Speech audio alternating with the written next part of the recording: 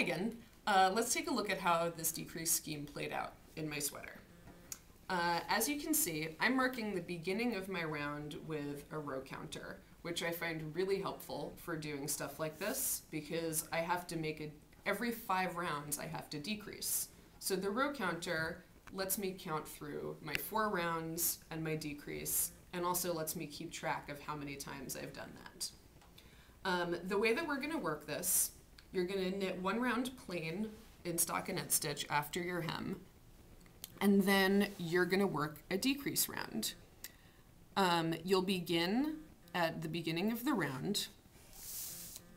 You're going to knit 2 stitches and then work a decrease, which in this case is a slip, slip, knit.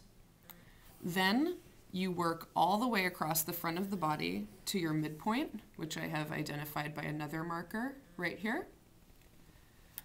When you are 4 stitches before the midpoint, you'll knit 2 together and then knit the remaining 2 stitches. On the back of the sweater, you're going to do exactly the same thing. Knit 2, slip, slip, knit, knit to 4 stitches before the end, knit 2 together, knit 2. And you've decreased 4 stitches, and that was your first decrease round. So then you knit the number of plain rounds that you calculated in the last step of the math stravaganza from our last section. In my case, it was 4. Once those are done, you knit another decrease round, and then 4 more plain rounds, or whatever your number here is, and then another decrease round, and so on until you have worked the number of decrease rounds that you needed to. In my case, it was 6. When you have worked the last decrease round, you're going to finish up by working your plain rounds again. Otherwise, the waist of the sweater is going to be extremely abrupt. You want to have a little bit of straight section right after the waist. And then you're going to be ready to start your increases again. And you can see, it's easiest to see on this side, I think. You can see that there is actual shaping happening here. The sweater is getting narrower towards the waist. So we're going to calculate the straight shape, the increase shaping of the sweater in just about exactly the same way as we calculated the decreases. We're going to use some slightly different numbers. So the first ones that we're going to look at are vertical measurements. We're going to look now at this length, from the waist to the armpit of the torso. So to find that, you're going to take E, which is the total length, and subtract D, which is the length to the waist. In my case, that is 6.75 inches. Now, in order to find the number of rounds you need to make it to the armpit, you're going to multiply this number by R, which is your row gauge. So if I do that, 6.75 times, oh, this is cool, 6.875, I get 46.4.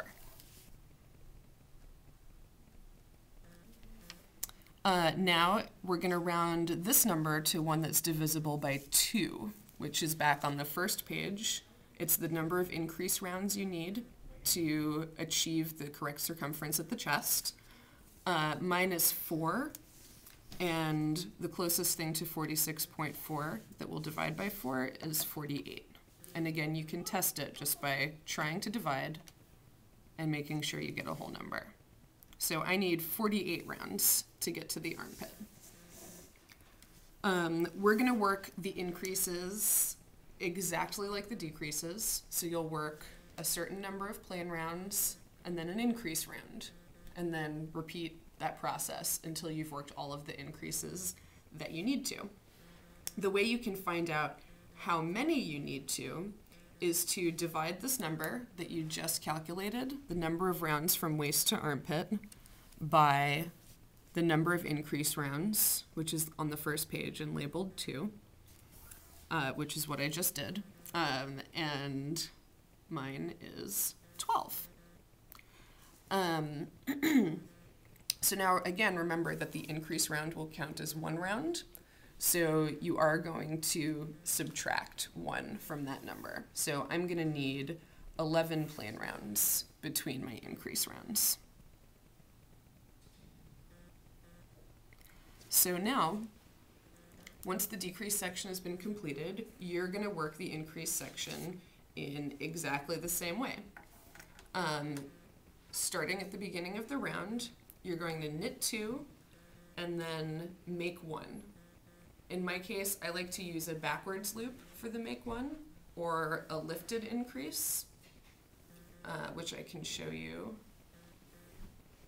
To do this, you knit to the part of the point in the round where you want to make 1 and grab this little bar with your left needle and then just knit it through the back loop.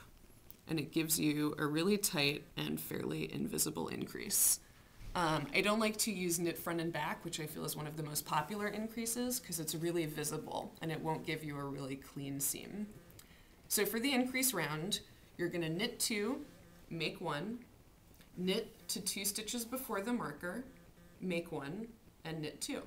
And then repeat on the other side of the garment. And you've just made an increase round. Then you'll work the number of plain rounds that you calculated and repeat that whole process until you've increased the number of stitches that you figured out you needed to. And then you can put the torso of your sweater on ice because it is done and you're ready to start working the sleeves, which we're going to talk about next week. In the handout for this week, there's a little bit of discussion on extra modifications you can make. What I've presented right now is basically the simplest way that you can do decreases and increases to shape your sweater. Looking at your own body or looking at the sweater that you measured, you might find that, for instance, the increases are not spread entirely evenly all the way across the length of the sweater above the waist. You might find that they're gathered more towards the bottom and then the top of that is straight. So there are instructions in the PDF on how to modify these steps to achieve an even more customizable fit. But the great thing about knitting is that it stretches. So as long as you work from the correct number of stitches to the correct number of stitches, you're going to get a sweater that fits you pretty well. I'm looking forward to continuing the discussion in the comments, and I'll see you next week.